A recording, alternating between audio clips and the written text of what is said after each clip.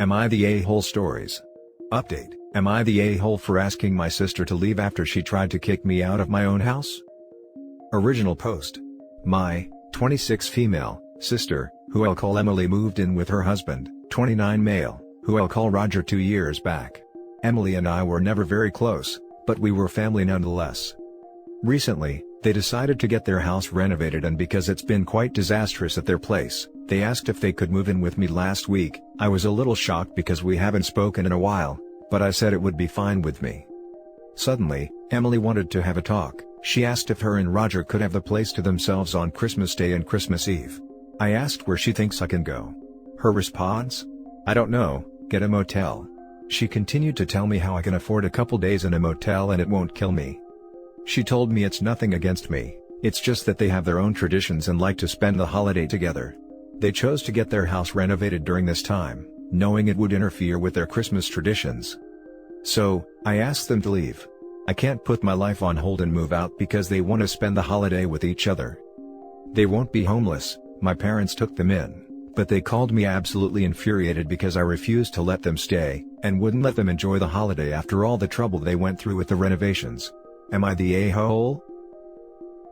Now for the top comments before reading the update. Not the a-hole. I'm not even sure how you could possibly think you're the a-hole here. What an audacious thing to ask you to do. I didn't, until my parents made me feel like the Grinch. Ask them how they'd feel being asked to leave their own home during Christmas, and pay for their own motel to do so, nonetheless. I'm aghast. Not the a-hole. Ha ha ha, wow. What self-entitled a-holes. Leave your home on Christmas Eve and Christmas please, because we have our own traditions. Not the a-hole. I'm starting a new Christmas tradition of kicking freeloaders out of my house. There's the door, if it hits you on the way out, it's a Christmas bonus.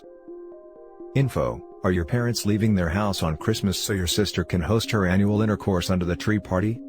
Like, loud or kinky action is the only thing that makes sense here for why she asked you to leave your own house. Obviously not the a-hole. My exact thoughts. They must have some weird actual traditions if they wanted the whole house to themselves. Edit: thank you for the awards and support. I keep seeing the "how could you be an a-hole" comment. I understand it, but my entire family did turn against me. That sort of thing messes with your head. Thank you nonetheless for all of your help. And now for update. It has been a few months since my last post and a lot has changed. After Christmas, my sister called me to apologize for what she had said. She told me she had been dealing with a lot of issues at that time and she didn't mean what she said. I felt sorry for her, I really did, so I told her all was okay and that she and Roger are forgiven. Fast forward a month, and Emily and Roger are getting separated. I don't know their business, but I know that financial problems were a big part of it. She had asked to stay with me again and I, feeling sorry for her, said okay.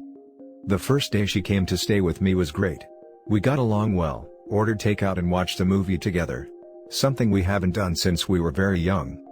Keep in mind that my house has 3 bedrooms, one belongs to me, one is a guest bedroom and one is just a pretty much empty room. I decided to furnish the smaller guest room instead of the bigger one, as I keep my violin and other instruments in there. She was staying in my guest bedroom, a very small space with just a bed and a nightstand. This was a downgrade from her living space, but she didn't seem to mind. About 2 nights after she came, she asked if there's any way that she can switch the rooms. Keep in mind that I had no idea how long she was planning on staying, so I didn't think it was a big deal. The room has a comfortable bed and a nightstand with some drawers. It's not permanent, so I told her no. This was when the bigger problems started. She began to leave her dirty clothes and dishes all over the floor. She'd stained a quilt that a close friend of mine had made for me with food. I asked her to please keep my rooms tidy and she started to break down crying. She told me she was feeling very down and that she is sorry. I understand this sort of thing, but I still asked her to keep tidy as she was living here for free. She kept doing it, however, and I asked her to leave again to stay with my parents. Jerk move? Maybe, but the room was dirty and smelled disgusting. A few of my friends say I'm too harsh with her, but I had really tried to get along with her, but we just don't work. She didn't give my parents her sob story this time though, and so there were no more fights with my parents. Fast forward again to last week, my sister gives me a call and apologizes. She told me that she knows we can never be friends, but she hopes we can be civil. I said absolutely. I want to take a moment to thank all of the people who took time to respond to me. You guys helped me get through Christmas, 2020. Still not the a-hole.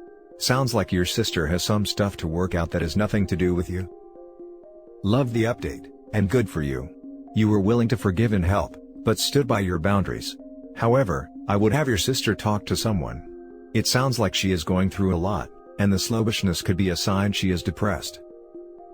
Get rid of those friends honestly. They aren't supporting you, and apparently see you as an inexhaustible source of hospitality for others. Well, now you know that her initial unreasonableness was not a one-time thing, or the result of specific stress from the time. It's just her being entitled and disrespectful towards other people's things. Sounds like being civil is a good resolution here. You'll still have to see each other for family events, so don't burn that bridge completely.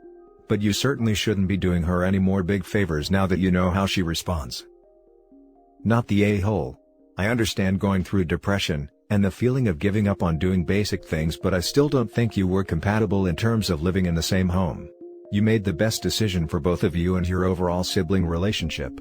If your sister is going through problems, I hope she gets help. Now for the next story. Update: am I the a-hole for not financially helping family and friends, despite being able to? Original post. My son Nick was born with a congenital heart defect 17 years ago. It required a $60,000 surgery in Israel if he was to survive past 12 months. I've spent the first 3 months of his life running around, begging people and searching for money.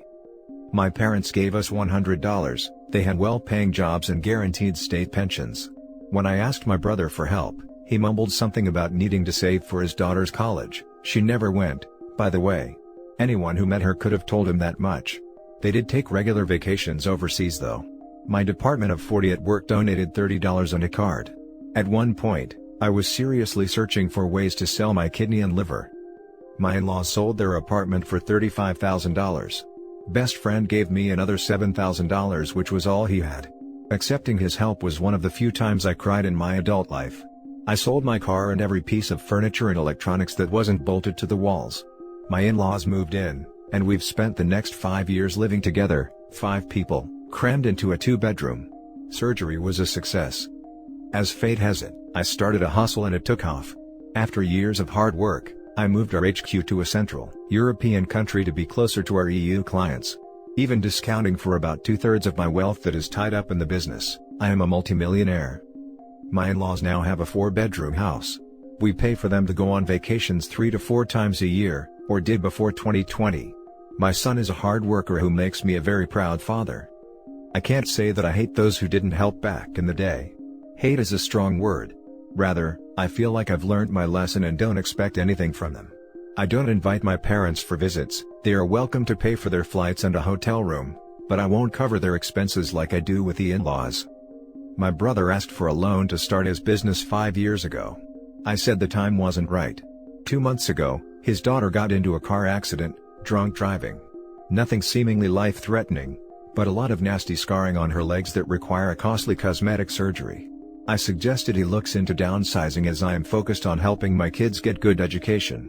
Old coworkers who wanted to join my business once it took off, were told to apply through the regular process.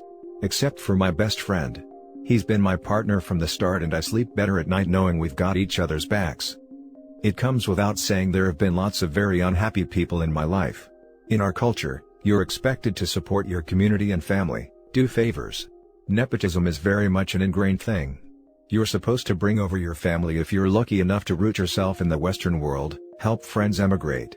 My parents told me to my face they are ashamed of me and how the Western culture has changed me. I've been called many things, way worse than a-hole and heartless. After hearing my story, tell me Reddit, am I though? Edit, to those wondering why my parents had a pretty lukewarm response, if you can even call it that. The surgery had a 40% success rate. They thought we should let nature run its course, and instead, try for a new baby.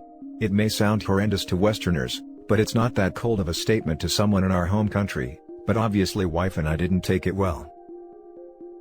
Now for the top comments before reading the update. Not the a-hole. Your in-laws sold their $35,000 house to help you. Your best friend gave you all he had to help your son. Nobody else helped you, or even pretended to help you and your son. Your in-laws deserve everything you're giving to them because they were one of the only people there for you at your absolute lowest. You were going to sell your kidney for your son because nobody else helped you. Having your old coworkers who did not help you beg to get into your business don't deserve it, and not only that, but it is 100% fair that they are to apply just as anyone else. Your parents are just angry at you for not sharing your success. If you can't handle me at my worst, then you don't deserve me at my best. That goes for you and your son in relation to rest of family. Not the a-hole. But your parents and old coworkers certainly are. Ha, this is probably the first time "they can't handle me at my worst" phrase made any sense to me. Thanks for putting a smile on my face. Try for a new baby? To quote a fellow Redditor, what the Kentucky Fried Duck? Not the a-hole man, glad your kiddo is good and you made it. I often say friends are the family you pick for yourself. Stick with them. Not the a-hole. In our culture, you're expected to support the community. They didn't support you when it was a literal life and death situation for your son. You don't owe them anything. Good for you that everything went so well in your life. Keep supporting those that supported you, like your in-laws and best friend. Not the a-hole. They're not obligated to help you and you're not obligated to help them. Don't help them.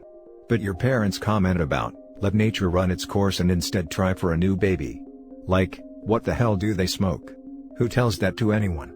They essentially told you to let your son die and provide them with another grandchild. Should have gone no contact then and there. Nobody needs such people in their lives. It's very hard to explain this, but it's truly not as horrific as it sounds for people raised and living in that culture. I don't know how to get it across in a just manner. The only very weird analogy that comes to mind is how bone marrow jello is a delicacy in some countries that is served during holidays. And in other cultures, people would have a complete WTF moment if they are told this is food. And now for the update. So, it's been a couple months. I've learned my lesson not to ask 17-year-old kids on Reddit questions about real life and made some decisions, haha. First, a lot of you did make valid suggestions that I took to heart. I spoke to my parents candidly about why I distanced myself from them. They were clearly ashamed, and I think it's that shame and pride that kept them from reaching out and apologizing years ago. My mom kept her face covered with her hands for most of the call. She was clearly sad. Anyway, I ended up telling them I would never want to see them to go destitute, so if they are in poor health or need help with the basic necessities, I'm obviously a call away. Otherwise, things have stayed the same. Next, about my niece. Here's where I disagree hard with most Redditors. She's a 20-something girl who made a tremendously stupid mistake. She took down a pole driving drunk and will pay for that with her physical appearance and health for the rest of her life. It could have been worse, thankfully that's all it was. I talked to her, and as a first step, we paid for her initial scar treatment, some silicone dressings/steroid injections to improve the healing. They can't do the removal surgery until they heal properly and things settle down, so could be another 6 months to a year before they reassess. She asked if I can also help her find a rehab. She wants to pay for it herself. She admitted to having a problem, and I won't go into why she started drinking, but I hope none of the haters have the same reason to turn to a bottle. I also talked to my brother that he's got a year to come up with half the cost of her surgery. If he doesn't come through, we'll have a conversation, but I think the fire is lit under his butt, and I'm covering half for sure. I'll remind people we aren't prosecutors and judges, so when it comes to moral judgments, we should do what we believe is right. I stand by my choices to keep my family at an arm's length but not let them fall into poverty if it comes to it, and I support my niece's attempt to better herself. Thanks to everyone who commented and offered advice. Lastly, please don't send me requests for money. I've read every sob story under the sun after my last post. I'm not an idiot, wasn't born yesterday, and know that any 12-year-old with a keyboard can write a mean tearjerker. I offer tremendous monetary support in my time to local organizations that I can actually see providing support to those in need, so I sleep well at night. Don't bother cursing me out for being heartless. If you're in real need, seek assistance from your local organizations. Best of luck everyone and take care. Now for the closing comments. Good luck to you and your family. I get where you're coming from and don't blame you for keeping your distance with your family. I'm a transplant also, so I get the pressure that comes with that bit. You also have a family of your own to think about. Thanks, that pressure is real. Sorry Redditors were begging for handouts. People suck. My mouth hit the floor when I saw that part. I'm sorry OP, people really suck. Although I didn't see the first post until you posted this with the update, I agree with you on this one. You have made a life-changing event and you can tell who your friends are and not. To be honest, when people hit something in drunk driving, only two things happen. Either they see what they did and turn for help, or they deny it by burying themselves in booze. I fully support you trying to get a start with your parents. Not the a-hole. Thank you for your kindness. I do not understand people who ask strangers for money. It's never not shocking to me to hear about that. Who thinks sending a sob story to a stranger and asking for money will actually work? Works all the time actually. Spam, random scammers on the street, etc. People do it because it's been proven to be effective on the gullible. And that's it for this video guys. If you have thoughts to share, leave a comment below. Don't forget to hit like and subscribe if you like this content. I'll catch you in the next one. Good day everyone.